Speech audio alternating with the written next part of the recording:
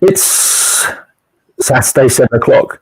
In fact, it's 1 o'clock Central Time in the afternoon. It's welcome back. It's Food for Thought Live, episode 19.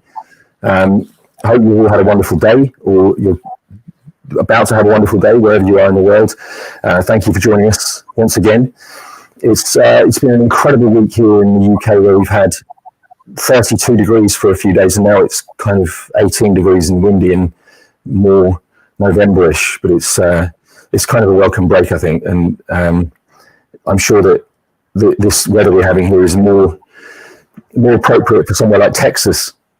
And with that in mind, I'm going to introduce you to my guest this evening straight away, and we're going to get into a conversation which we haven't planned, as always. We just want to bring you some news and some information and inspire you and empower you and tell you how you can help, and more than anything, give you some hope to see how much of a change people can make when they put their minds to it. And because of the fact my guest is from Texas, I've actually got a translator joining us because her Texas drawl is so strong. I think we're going to struggle to understand her. So I've got a translator joining us too, who will put captions on screen for you, but we'll try. It's my great pleasure to welcome from Born Free USA Primate Sanctuary, Liz Tyson. I really want to try and do a draw, but I can't do it. So, oh dear, that made me giggle. Where are you from? From Manchester. All right. Okay. How do you end up in Texas? Yeah, no, I'm not from Texas. I'm from Manchester. Yeah, Manchester. How did you end up in Texas of all places? Sheer luck, I think. I was working for the Born Free Foundation as a freelance consultant a couple of years ago, predominantly working on their animal entertainment campaign. And at that time, I'd worked in primate sanctuaries before in kind of a past life. For the past 16 years, I've been involved in primate conservation and rescue and rehab. And I was having a meeting with Chris Draper, who I think you know because you were involved in King Rescue with Chris, of animal welfare at the Born Free Foundation. And he sort of said to me, he said, "Hey, Liz, do you have permission to work in the US?" I'm like, "No, why?" And the director of the largest primate sanctuary in the US, which is run by Born Free USA, was moving on to pastures new, and he suggested I apply for the job, and I did. And that was 2 years ago today. In fact, I flew out for my interview. 2 years ago from today? Yeah, which was great. Oh, wow. Yes, yeah. Amazing. Yeah, so this is kind of a celebration. Amazing. By the way, guys, you'll notice, Liz and I have been on this broadcast for a few minutes prior to going live, and it's not going to be a problem, but we'll probably notice there's about a 2 or 3 second delay, so don't be alarmed when you think that we're not pregnant pausing each other. We're not doing it to be awkward. It's just a delay. Wow, so 2 years in the job, congratulations, and you say like 15 or 16 years with primate conservation and at Born Free in the UK previously. Not with Born Free. I started with an amazing primate sanctuary down in Cornwall on the south coast of the UK in Looe. So the Wild Futures Primate Sanctuary down there. I worked with them for 3 or 4 years. So that was kind of my first job, working directly with monkeys, and that's where I fell in love with them. From there, I've been so lucky. I've had so many amazing opportunities. I've got Will Travers chipping in. He can't understand a thing with my Mancunian. I will. I thought you'd enjoy that. I will. Nice to see you, sir. So I had the opportunity to work in Colombia. I've done work in the Middle East. I've worked in Spain. I've been incredibly lucky with where I've got to go and who I've got to work with. And my work has focused either directly or indirectly working with monkeys, and focused on campaigning and advocacy around the use of wild animals in captivity, which obviously fits very strongly with Born Free. So. Sure. Yeah, very, very strongly, and so what an incredible privilege it is for us to have you on. As you know, we've already spoken to Will, we've spoken to Virginia, we've spoken to Dom Dyer, who's very closely associated and part of Born Free, and it's just so wonderful to have you for many reasons. But one, just because it gives us such a strong indication of just how broad the reach is that Born Free has, that we talked about. They take care of animals all over the world, and they take care of different species. And here you are in a place, it's called Dilley, isn't it? You're in Dilley in Texas, down south of Texas. Yes, that's right. Yeah, we're in. We're actually in. We're not even in Dilley proper. Dilley is a tiny town. If you imagine if you haven't spent any time in the States, it's one of those towns with the water tower with the name of the town on it, and kind of one street. Yeah. Have a couple of grocery stores and a couple of gas stations, and you blink and you miss it. We're not even in that town. We're about 10 miles away from that town, so we're kind of right out in the sticks on a 175-acre ranch, kind of in the middle of nowhere, surrounded by oil fields. So it all looks a bit Mad Max. Wow, and you have monkeys roaming free in those acres, and you've frozen. I wonder if we're going to have a problem. If you can still hear me, Liz, try, if you don't unfreeze, try disconnecting and reconnecting. Meanwhile, I'm going to go open the window because it's a lot hotter in here than I thought, and I'll be right back, folks. And you can still hear me because I'm mic'd up. But while Liz is trying to reconnect, I'm just going to open my window, get a bit of a breeze through. Yeah, Liz is totally frozen there. Oh, hello, you're back. I'm back. I'm sorry. It's all right. So talking about rural Texas, hopefully that won't happen again. Exactly. That's all part of the plan. I'm also. Tell us about the sanctuary. So you have obviously primates there. It's the primate sanctuary. But tell us about the species you have there.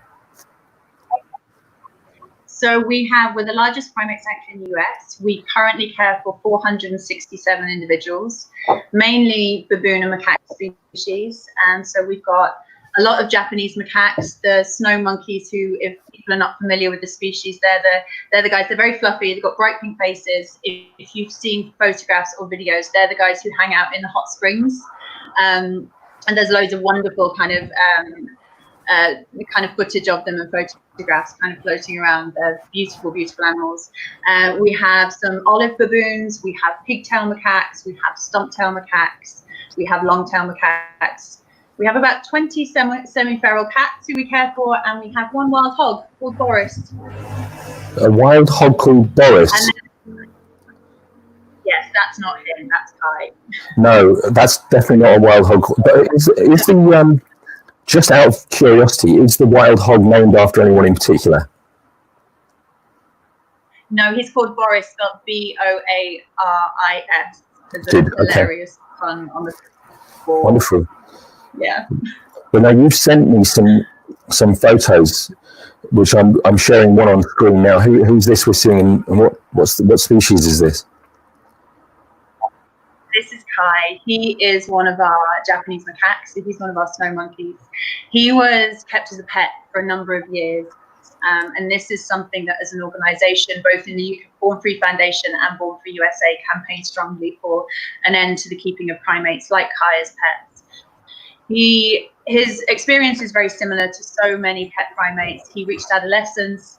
He started to challenge his owner physically, which is what monkeys do naturally. In the wild, they live in troops of, up to, hundreds of individuals, and they navigate those really complex social structures by kind of understanding where they sit in the hierarchy. It's a very hierarchical society.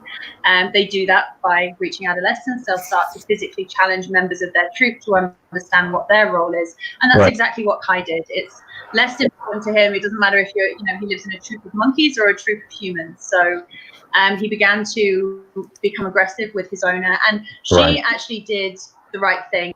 She relinquished him to us and let us take him on, which was wonderful. And she's actually one of the few former owners who keeps in contact. She sends him gifts every birthday, and she'll regularly contact me to ask me how he's getting on and how he is. So we're really grateful that she did that and she made that decision for him.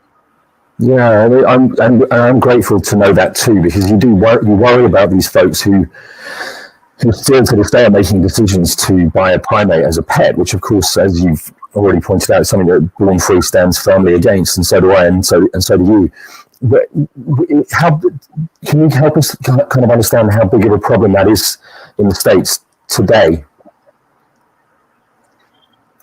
no, this is something we've been doing a lot of work on this week. There's a bill which is currently being heard in the House of Representatives called the Captive Primate Safety Act, which we've been pushing for about 10 years. It's passed the House once, it's passed the Senate once, but it hasn't actually managed to pass both to become law. Now, what that law would do is it would prohibit interstate trade in primates as pets, or privately owned primates. It wouldn't affect zoos or sanctuaries or vivisection labs. It would just govern the private trade in them. And what that would do is really diminish the trade. One of our problems, and the same thing exists in the UK, is that because the trade is largely unregulated, in the States it's federally, it's not regulated. Some states have some laws. What it means is we can't get a handle on the numbers.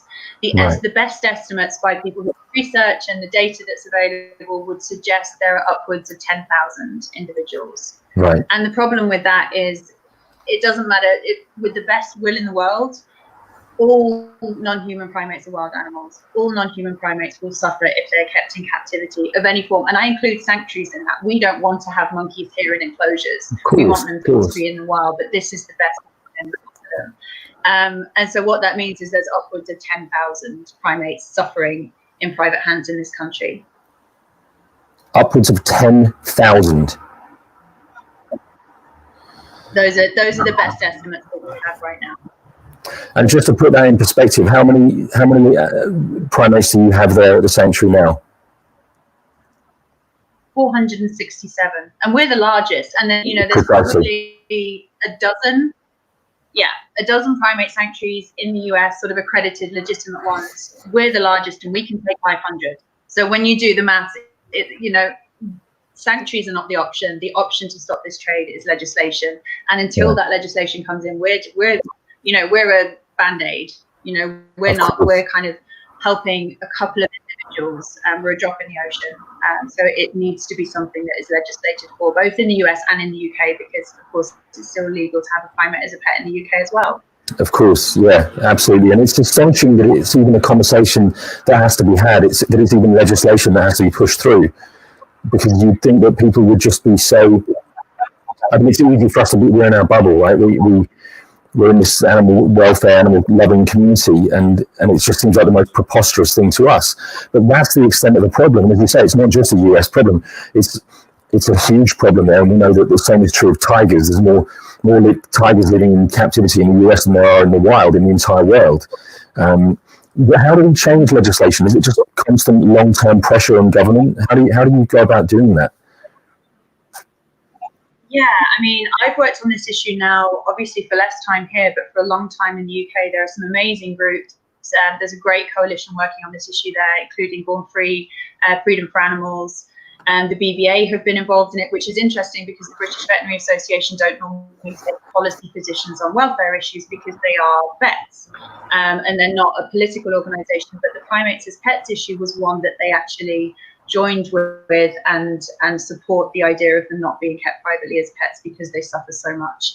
And obviously Wild Futures, the sanctuary that I used to work for, has also spearheaded the campaign in the UK. And it's pressure. I think like you say, it feels like a no-brainer. I think there's a couple of influences that prevent it from going through. One of them is when we have increasingly, I guess, right-leaning governments, when we have conservative governments, whether that's here or in the UK, then the idea of limiting ownership of anything is it's against those principles of kind of more individualistic, sort of, more right-wing policy. And so I think anything which tries to stop people, peaceful enjoyment of their own property is something which is going to become very political, when what it really is, it's a really serious animal welfare issue.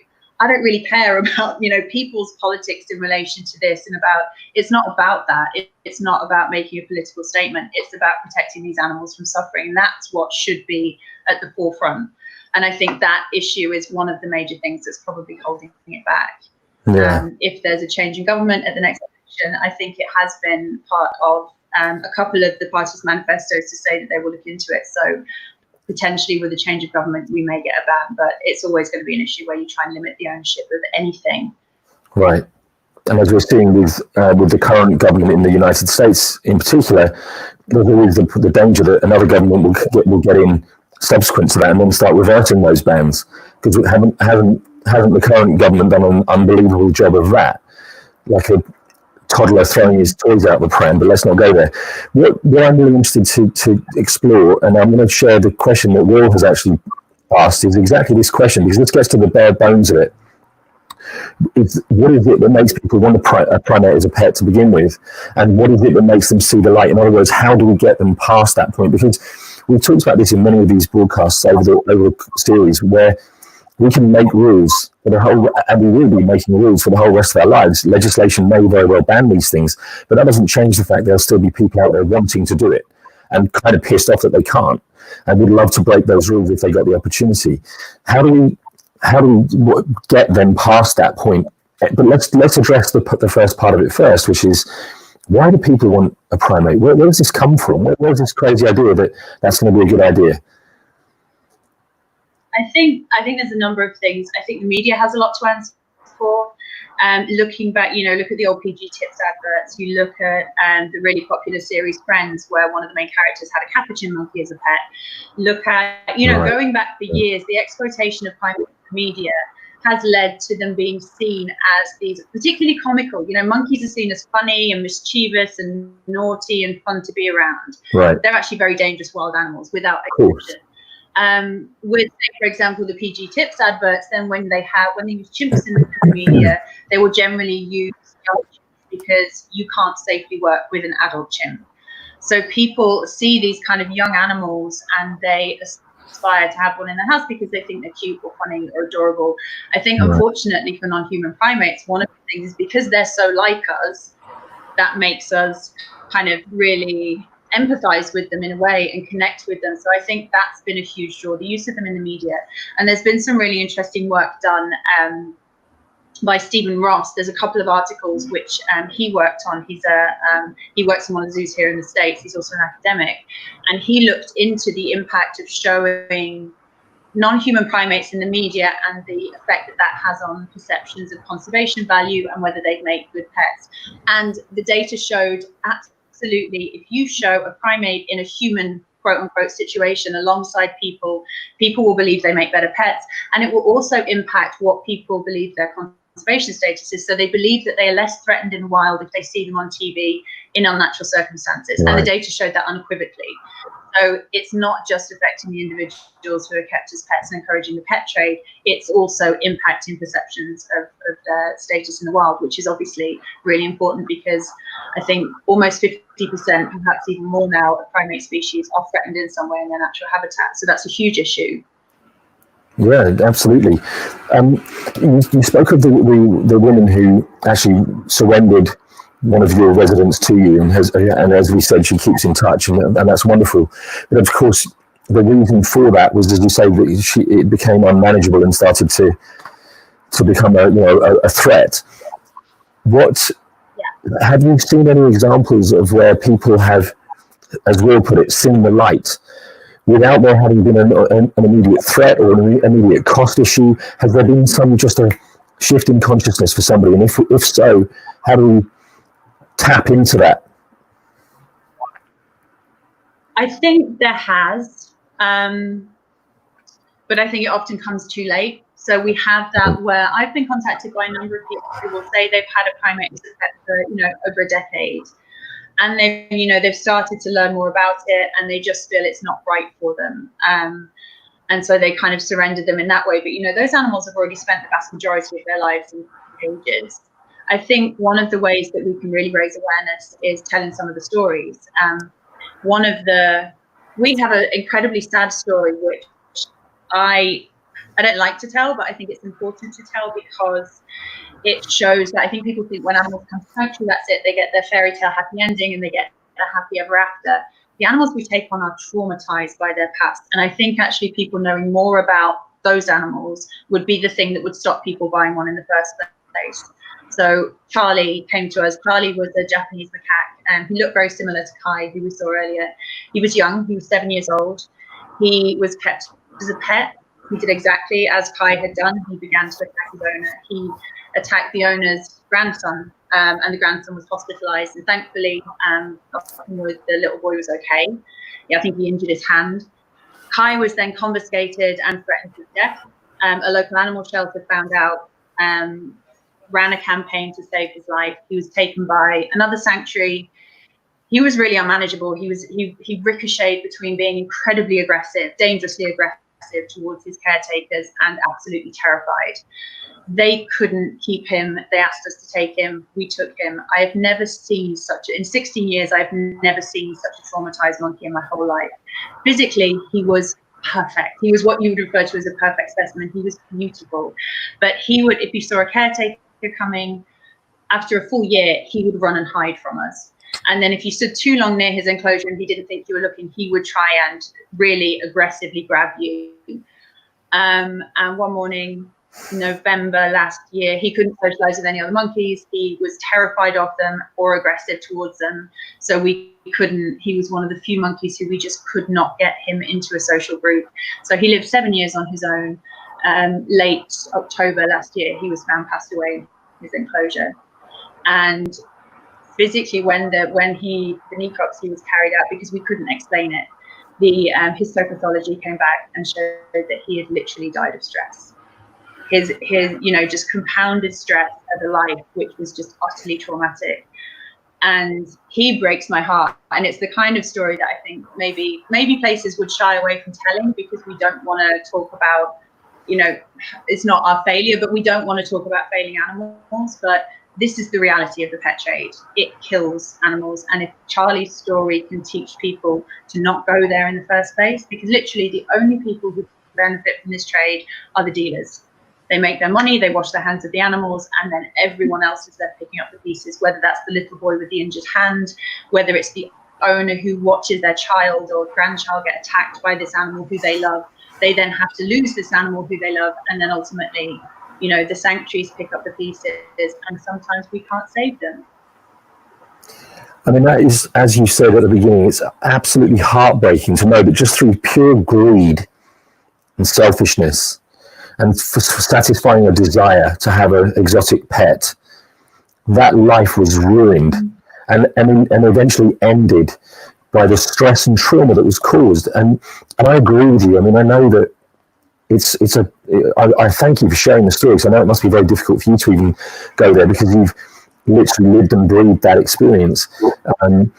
But I think you're absolutely right. Well, I know you're right. We have to share these stories. These people have to know the consequences of these things, and that is something that, I think you've quite rightly named that as a way in which to show someone the light before it gets to the point where it's too late. Because the second an animal's not even bought as a pet, because by the time they're available to buy as a pet, their life is already ruined.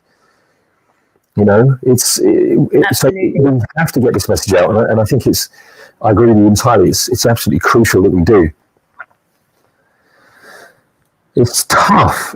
I know I've got a wonderful audience that always watches and will find that kind of story incredibly heartbreaking. But I think it's that kind of fire in our belly that keeps us going, because we have to. People. That's why it's so important to have you on this series, to talk about things like this, to arm us with that kind of information, to be able to stand vehemently against it whenever it comes up, as we must do in this country, the same as you are in that country.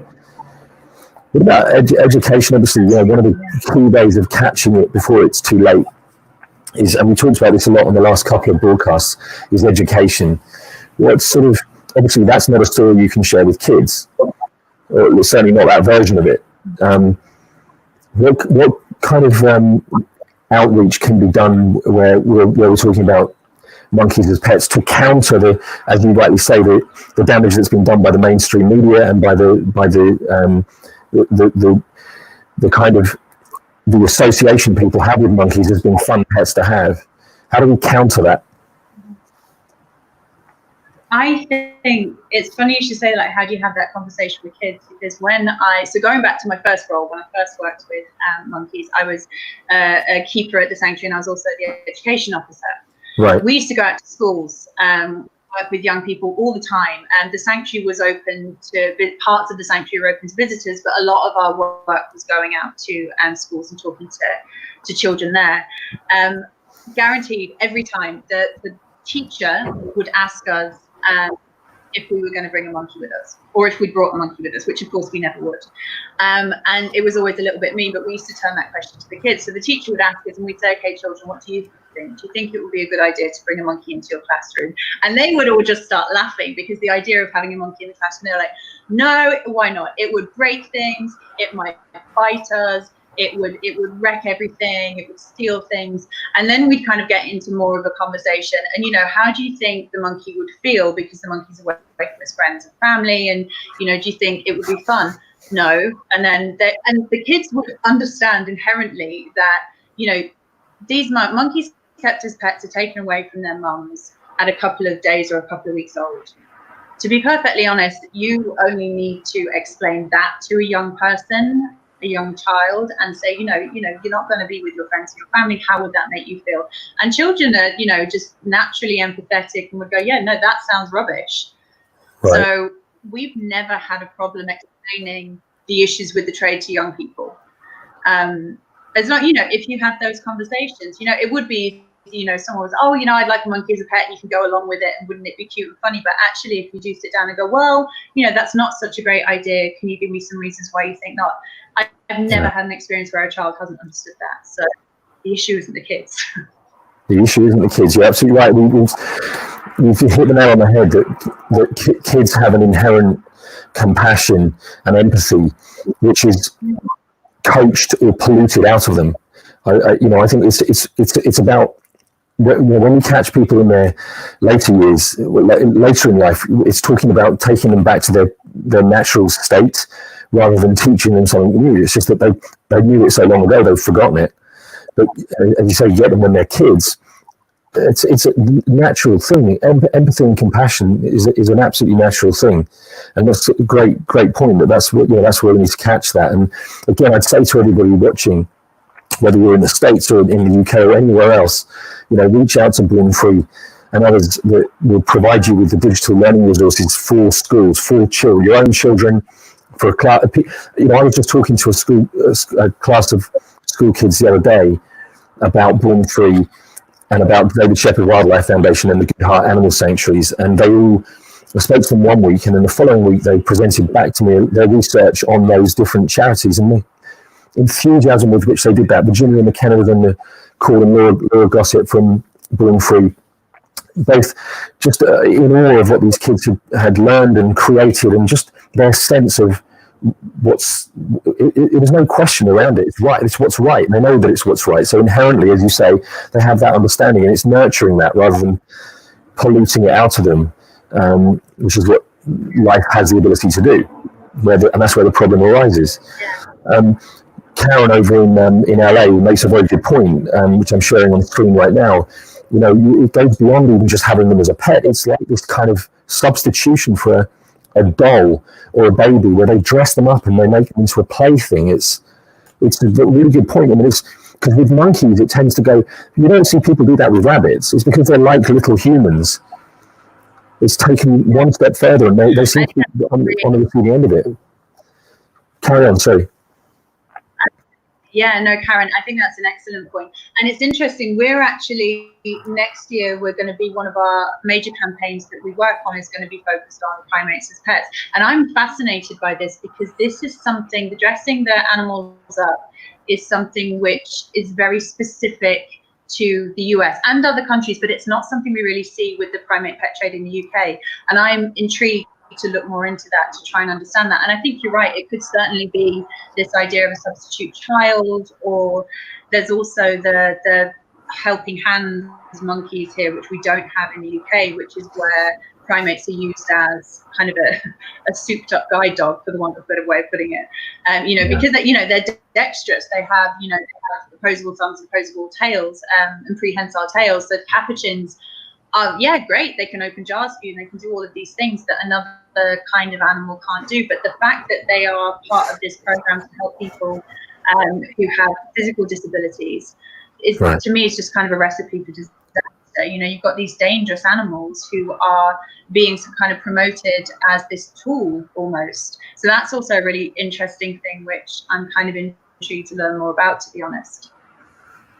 Absolutely. And what I'd love to do is also kind of loop all the way back around to our conversation about legislation and policy.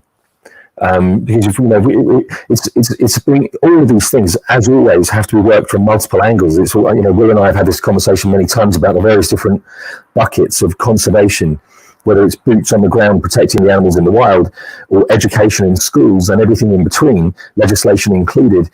Another question that Will has asked, and by the way, I just wanted to draw your attention to the message on screen. It's lovely to have you watching as well, Virginia, and thank you very much for being on the call with the school with me on Wednesday. That was just wonderful, and it was such a treat for them. The kids had done their research on Born Free, and of course, part of their presentation back was about Virginia, and then to have Virginia appear on the call, there were a few little audible gasps, and it was wonderful. And thank you so much for that support. I felt the same way at the sanctuary last year. We all felt the same way. There were lots of audible gasps. We love having Virginia here. You know how much we love you, Virginia. Well, we miss you. Well, funny you should say that, because on your screen now is so it was mutual. It was absolutely mutual. But I wanted to raise something that Will has also asked, which is back around to legislation. Is this question around what are the role of organisations like ALDF? How does that help bring new legislation and new law to bear? Absolutely. So ALDF do amazing work. ALDF, for those of you who don't know, the Animal Legal Defence Fund, they do really incredible work at, to be honest, filling a gap that a not-for-profit should not have to fill. I guess in a similar way that the RSPCA does in the UK, they challenge breaches of the law and they take these cases to court. So we have anybody who saw the Tiger King documentary, docu-series, which I think everyone's seen it over lockdown. Those kind of roadside zoos in the US are obviously a huge animal welfare problem, and ALDF do fabulous work in bringing those places to justice. We actually were lucky enough to be involved in a campaign that they ran. They did this heroic case where they took a roadside zoo to court, and it resulted in the roadside zoo being shut down, and ALDF took on the responsibility of rescuing and rehoming the 400 animals who lived there. And that is where we had 5 new arrivals come to us in the last 6 months. So they're doing fabulous work. And as I say, it's not work that a not-for-profit organisation should be doing. It's something that, if the law is there, this is something that government should be taking responsibility for. If you're going to make the law, you need to be making sure that it's being enforced. And it shouldn't be the generosity of donors to charitable organisations that make that happen. And I think we could apply the same argument to the RSPCA in the UK, and they get a lot of flack for the prosecutions that they bring. But really, why is a charitable organisation being, forced to bring these things to bear? And why are they being forced to enforce the law when that should be being done at a government level? Absolutely. That's a problem we face here as well. I mean, I know, Will and Virginia have lived and breathed this for many years, and you guys in the States clearly are as well. And we see this across the board. We see this with fox hunting. It's not just the exotic pet trade. It's fox hunting. It's whatever it is that relates to animals that will be exploited, abused, kept in captivity, taken from the wild. It seems like those laws aren't as important to the lawmakers, and they're not enforced as readily and as willingly. And that's something that I think, broadly speaking, not just the exotic pet trade, but broadly speaking, that has to be demanded by us. I mean, these governments work for us, after all, and those laws are in place for a reason. It seems like a strange gap. Yeah, and I think there absolutely is a gap. Yeah, I mean, I think one of the reasons I have a doctorate in animal welfare law, and that was my doctorate, my thesis was looking at that exact issue, that the zoos in the UK, we have a very strong piece of legislation which governs the keeping of wild animals in captivity in zoos. And what we found as part of research that I carried out a number of years back as part of an organisation I worked for, was that the zoos were failing. These failures were being recognised by inspectors, but literally nothing was being done. And that's what I then carried on to do my doctorate in this same issue, and found that over 10 years there were 1,100 and something breaches of the law recognized by government inspectors. This isn't me as kind of an animal rights activist kind of speculating. This is in the inspection reports, the government inspection reports. There were 0 instances of the correct enforcement action being taken. So there's what often happens as well, to go back to why people think it's okay to have primates as pets. People genuinely, and this is understandable, if something is legal, people generally think it's okay because there is faith that, you know, our government wouldn't allow something if it wasn't okay. So there's this kind of idea like, well, you know, it's illegal to do X, Y, and Z, so that must be bad. If it's legal to keep a primate as a pet, someone somewhere must have looked at it and thought it wasn't a terrible thing to do. And that's not the case. Right. But people think if something's legal, then it's generally acceptable. And that's what happens with zoos. So you find that these industries, and this applies to the zoo industry, you know, the exotic pet industry, the vivisection industry, will hold up these licenses and go, well, we have a license. And, you know, we wouldn't have a license if we were doing it bad. But if that law isn't enforced, it just has no teeth. It's not doing what it's supposed to do. So I think that's a huge issue. And yeah, organizations like Will says, like ALDF, do great work in bringing that to bear, definitely. Right. What I'd like to do, again, I know, and we do this on a regular basis, folks. And I know that this is going to be painful, as was the story with Charlie. You said the lovely monkey-headed Charlie that didn't do so well. I know that you'll have other stories which are deeply disturbing, because some of your, and I don't want you to go somewhere that's unpleasant for you, but I don't, you guys know we're not here to share gore, but we need to understand what's happening. And with that in mind, I know that some of the primates that you have with you have come from medical research. What kind of lives could they have been experiencing prior to coming to you? I think one of our problems actually with the guys who come from medical research, we often don't know. And this is a huge issue that we need to somehow resolve, is that the vivisection industry is very closed. Mm-hmm. There's a lot of concern by the laboratories that they will be criticized for their practices. And therefore, when we get a monkey from a lab, where we often have to sign non-disclosure agreements. So there are certain things I couldn't say legally anyway about a number of different guys we rescued, but we also don't get the information that we need. So we don't get important health information.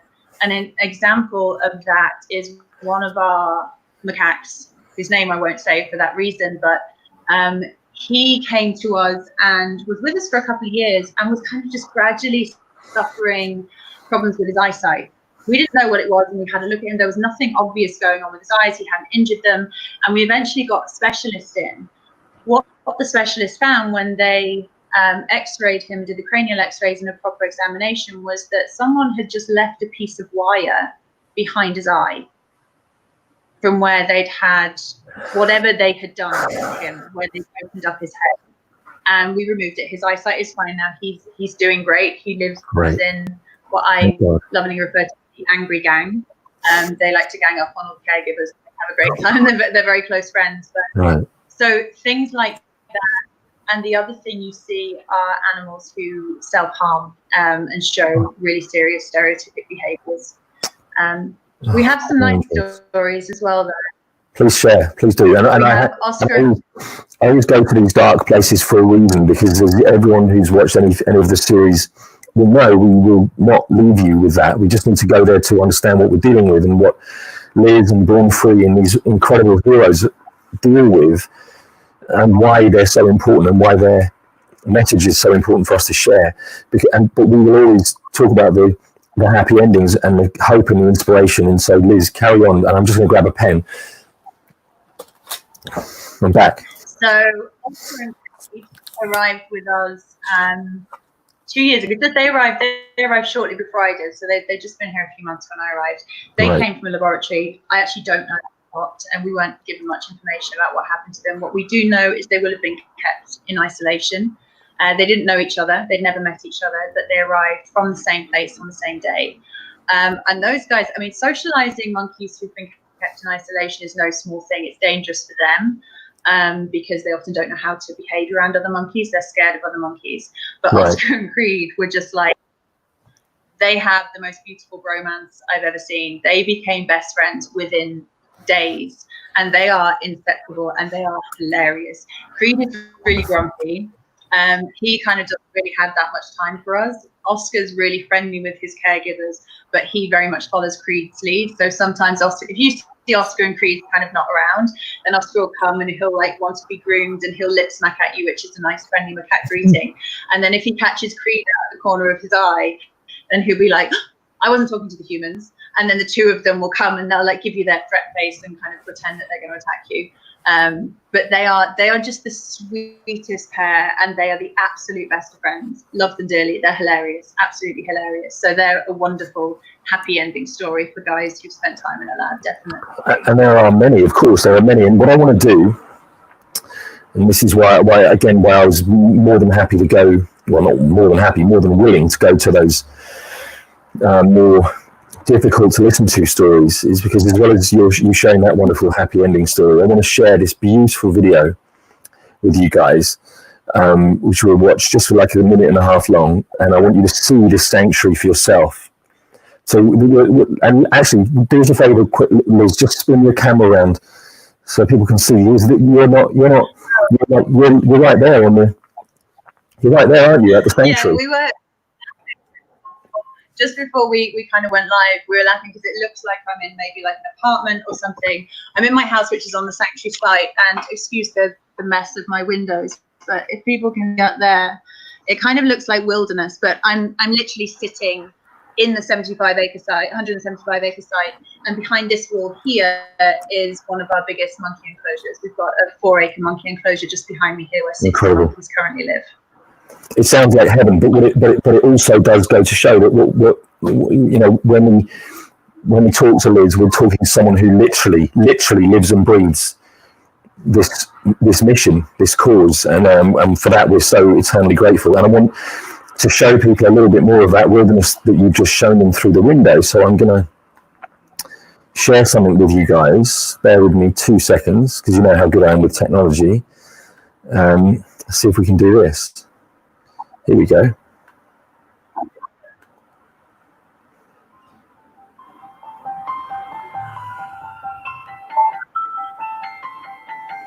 So this that you can see here is we have a 56-acre enclosure where 200 individual monkeys pretty much roam free.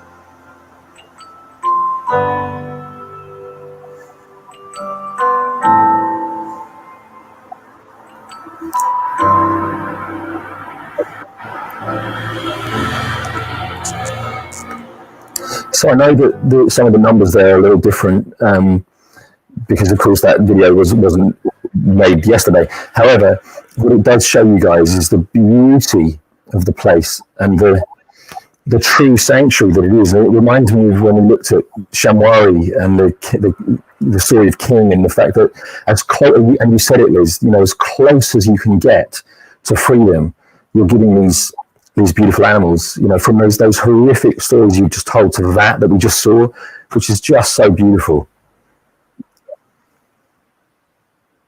Yeah, it's pretty magical. I mean, this is the dream job, isn't it?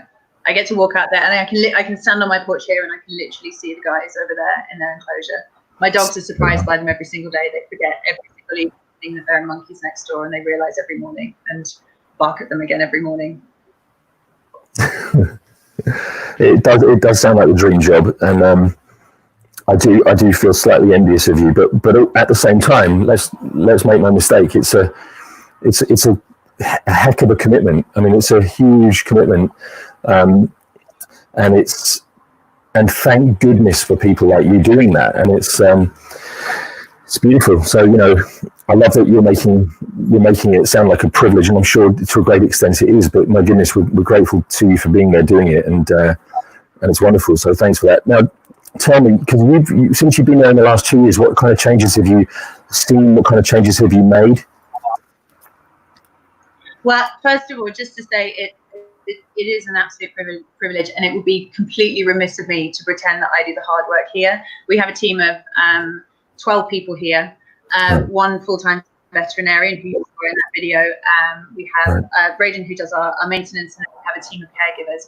They are the ones who are out in I think it's 35 degrees outside today. It will hit 45 degrees within the next couple of months on a daily basis. Wow. Those are the guys who are out there from 7 o'clock in the morning till early evening every single day looking after these animals. I do the odd monkey care shift, and I oversee things, and I have a great job and I work hard, but the real hard work is done by our caretakers, and I think it's really important to make that point. So but yeah, so what changes have we made?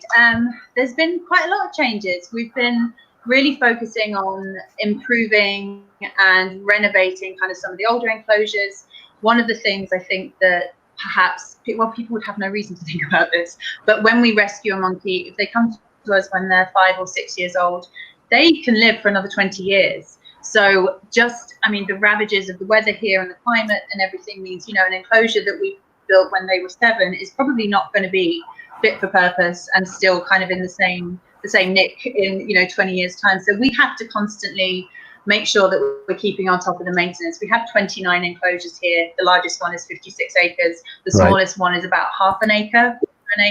So we've got a huge infrastructure here that we need to maintain. So that's a constant job, and it's something that we also want to make sure we keep up with developments in best practice. We need to make sure that we're, what was a good enclosure 20 years ago might not be the best space for them now. So we also have an aging population, which is important. So again, a monkey who's 7 has different needs to a monkey who's 27. Of course. So what we're also doing at the moment is upgrading all of our outdoor enclosures to ensure that they have cinder block housing, so that we have short winters here, but it gets cold, and when we're dealing with elderly monkeys, then like people, you just need to be a bit more comfortable. You need to take a little bit more care of yourself as you get older. So we're also trying to make sure we're making the correct adaptations as our guys get older, so we're looking after them properly. That's and amazing. Then I think we've got a lot that we need to do. Some enclosures that we need to replace in the next 2 years, but when we've done with kind of that stage of renovations, then our longer term plan in the next probably 5 years is, I believe we're a centre of excellence. I believe we are. I think we have a fabulous operation here, and that's mainly, as I say, thanks to our amazing team. We don't do that much outreach, and I think there's huge potential for us to become a centre for excellence, which can then help other places develop their own work and exchange information with other sanctuaries. So we really want to develop things like an internship program and a volunteer program, things like keeper exchanges. So that's kind of, we're finishing up kind of the real big work on the infrastructure over the next few years, and then we want to really start looking outward a little bit more. And so that was, you've read my mind, because that was my next question, was what's the longer term view, and you just described it beautifully. How can people help with that, help you realize that dream and achieve those goals? And we have, there's lots of ways people can get involved.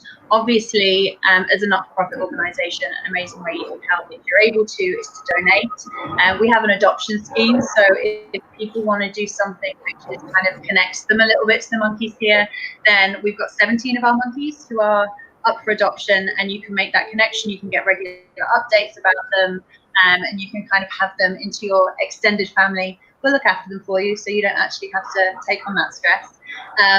So that's a wonderful way to get involved with our work. But there's also other things you can do, particularly anybody who's listening in the US. If you sign up for our e-alerts, which you can do via our website, that will give you that information. So when we are trying to pass the bill to ban the interstate primate pet trade, you will get an e-alert with the information you need to contact your member of Congress and to get involved in that way.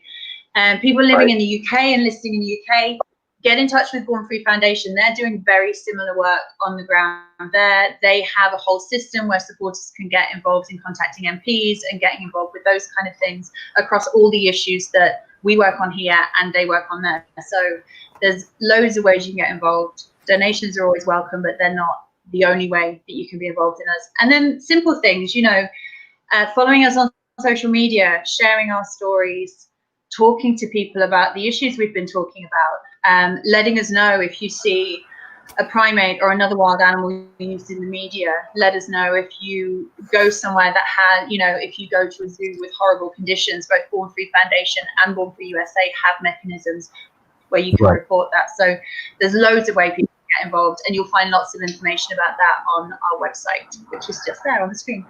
Which is just there, and I've got the website up, guys, just to show you. When you land right here on that, now you guys know that this is not clickable, but I'll tell you what I'll do. I'm going to throw it in the comments right now, so it is clickable, but don't leave us.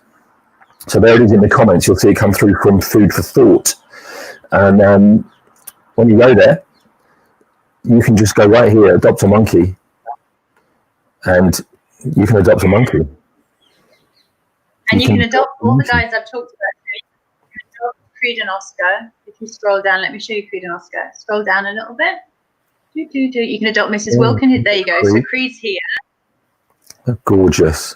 He always looks a little bit like he left the oven on. He's always kind of wide-eyed. That's Oscar. Then there's Kai. Kai's there as well. There's Kai. Oh, there's Kai. Yeah. Little boy. Or girl. Kai, I assume, is a boy. So beautiful. So there you go, guys. That's one of the places you can go to help. Now, just before we, there's a question that's come through, which I'm going to try to find and put on screen. Great question from Patricia.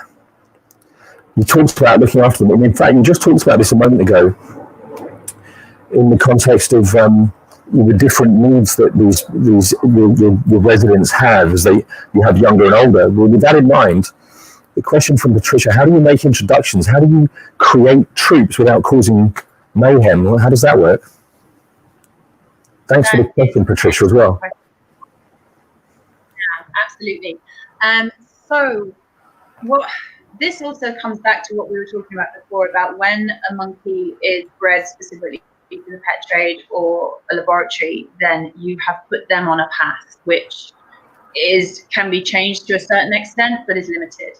So the 56-acre enclosure where we have 200 roaming monkeys, those guys are all descended from the original troop. This place was founded back in the 70s. It wasn't originally run as a sanctuary as such. It was there were 150 monkeys brought over from Japan. They were going to be culled by the Japanese authorities. So the initial thing was a rescue, but this place was then run kind of as an observatory, and people came and did like behavioral studies. The monkeys were allowed to breed, which we no longer do because we're a legitimate sanctuary. And we don't want more wild animals being of course captivity. All that to say, the guys who are in the free roaming enclosures who we go in with, we'll go in a vehicle, we take all the safety precautions, but we can be around those monkeys. They have been brought up in the most natural society that they can be in captivity. So they are safe to be managed in what's known as open contact. The monkeys, you saw when the kind of drone panned overhead, there were smaller enclosures, and then we have even kind of smaller enclosures than that. As I say, I think the smallest we have is about 1/4 of an acre. And what we had to do is base where we put the monkeys based on their temperament and based on what they can cope with. Unfortunately, most of the animals, so like Kai, who came to us from being a pet, he self-harms. And that's a sign of mental distress, and it's a sign of them being unpredictable. We could not safely enter an enclosure with Kai, and that has implications for how he can be kept here, because obviously we want him to have the best life possible, but we need to keep our caretakers So the monkeys who have unpredictable behavior, and that will often be the ones who've been kept as pets who haven't been around other monkeys, they will have to be managed in more kind of traditional closed-in enclosures where we move them using a kind of guillotine gate system. So we'll move them out of the space by tempting them retreats, moving them, lock them down, then we can enter and clean safely. The monkeys in the kind of medium-sized enclosures are in troops who have kind of gradually built up over the years. And we do have some exceptions where we have an individual monkey come in who might be able to join a small group. But we would tend to have groups outside of that huge enclosure of maybe like 5-10 monkeys. And that is a really gradual process of introductions. Sometimes it works, sometimes it doesn't. And it's a case of just watching, waiting, giving them time, usually alongside each other, letting them get to know each other, letting them together for sometimes just a few minutes at a time, giving them the option to separate, and gradually over sometimes years it will take to get a group to a stable point. So that's a huge part of our work in terms of rescue. And we have our manager in particular, Shanae, our assistant manager, Dale. They've both been here for kind of 6 and 7 years each, and they are excellent at really managing these processes, just with the attention to detail they need to, with the attention to welfare that they need to. And we're very lucky to have those skills on our team, because it really is a skilled thing to avoid injury, to avoid harm, and to avoid stress for everyone involved. So that's an excellent question, and it's a very complex process. So it's a great question. Thank you again, Patricia, for asking it. And I think it just underlines beautifully the extent to which you and your team there dedicate yourselves to the well-being of these primates. It's not just a case of walking out at feeding time and putting food down. It's a significant ongoing job. And with that in mind, of course, as you've outlined, there's various ways people can help. In fact, one of them I'm going to point to Joanne, who's with us as well from Born Free. Hello, Joanne. Nice to see you. Sharing the stories on social media is really helpful. This is it's a kind of a crazy situation if you think about social media. Literally here, right in the palm of our hands, we have the tool that used correctly could fix every problem we're talking about if we wanted it to.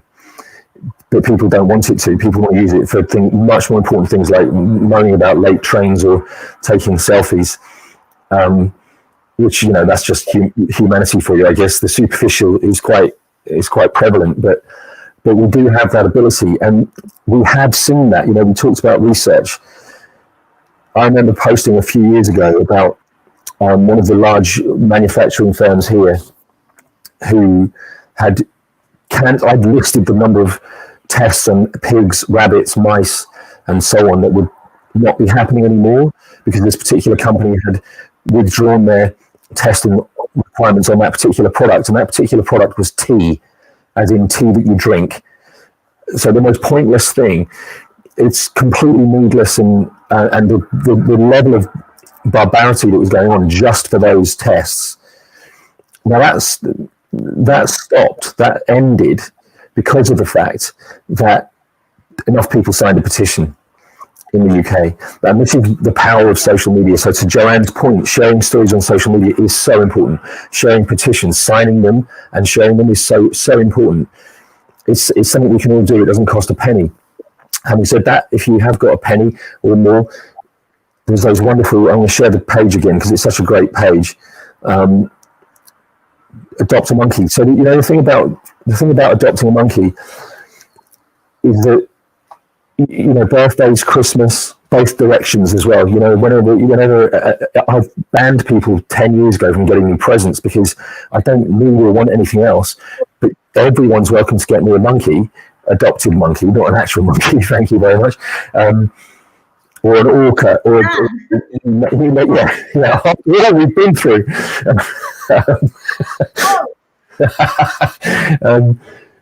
But gifts in both directions, gifts that you give to people and gifts that you ask for. If anyone's got a birthday coming up soon, or someone whose birthday is coming up and you've got an extra few quid to spend, what better way than to know that you're providing care in the most beautiful place with the most wonderful team of people run over there in Texas and headed up by Liz. I can't think of a better a better route to take. So, you know, do consider an adoption if you haven't already. So, Liz, it's incredible work you do. We're all so grateful, and I've seen from the comments, and once again, I'm very sorry to everyone who's commenting. I'm so appreciative of your engagement, but I can never read them all, and that's wonderful because there's so many of you engaged and commenting that it's impossible to keep up with them. But thank you so much for those questions that you've asked and the engagement tonight, and thanks to Will and Virginia for being part of this as well. It's always lovely to and Joanne. It's lovely to have the Born Free family on the broadcast with us, and this is that extended family. You know, it's all part of the same family. It's just over in a different part of the world, and I think it's just indicative. It's just exemplary work that Born Free does everywhere they touch, everything they do. We talked about Shamwari, we talk about King and the relocation there, and the fact that you other than actual freedom, it doesn't get any better than what Born Free provides for these animals. So you couldn't support a more worthy endeavour. And Liz, you just emphasised that in no uncertain terms. I mean, it's incredible what you do. It's absolutely beautiful. Thank you. Thank you very much. Thank you. And if there's anything that we can do to help on an ongoing basis, you know, we're all connected. This is a lovely community of us that want to do what we can to help. And you always know that you can count on us to create that ripple effect that we talked about a few times in these broadcasts. The ripple effect is the key. That's what Joanne was talking about when she says sharing the story. So if there's anything we can do for you, you know, anything that you need us to push the message out to help with the primate sanctuary over there, just say the word and we'll be right there. And speaking of which, I will be right there. Yes, come and visit. I want to. But yeah, having this platform today and to share our stories is in and of itself incredible and hugely helpful. And yeah, really grateful to be given the space. I can talk about monkeys till the cows come home. So I'm grateful that people are still willing to listen. We're more than willing to listen, and you know, it's just incredible what you've given us an insight into the work that you do there, and it is truly inspiring. And more than anything, as we always aim to do with this series, is it brings us hope. You bring us hope. You know, you've told us these amazing stories of animals so deserving of that second chance, and so in need of that second chance, and that absolute care and attention and devotion, and you give it to them. And for that, I couldn't be more grateful. I think you're wonderful. Thank you. I think I'm very lucky, so.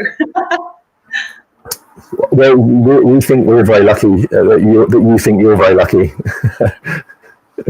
Now, before we say goodbye, I do want to remind you guys on this coming week, the broadcast will be moved from Tuesday to Wednesday. And it will be, my guest will be Margot Raggett, who is the creator of the Remembering Wildlife series, which has been those 5 incredible books now, the Remembering Elephants, Remembering Rhinos, Remembering Great Apes, Remembering Lions, and currently Remembering Cheetah. And collectively, Margot has raised north of £630,000. That's $800,000 over the course of this series. So it's an absolutely incredible endeavour, incredible effort. And she's going to come tell us a little bit about some of the projects that are being supported this year, and how the successes have been so prevalent over the years with the series. So join me at 7:00 on Wednesday. 7:00 UK time, that is, and of course 11 a.m. Pacific, 1 p.m. Central, which is a new one for us, which we're now saying because of all our audience in Dilley. The whole population, we hope, of Dilley, Texas.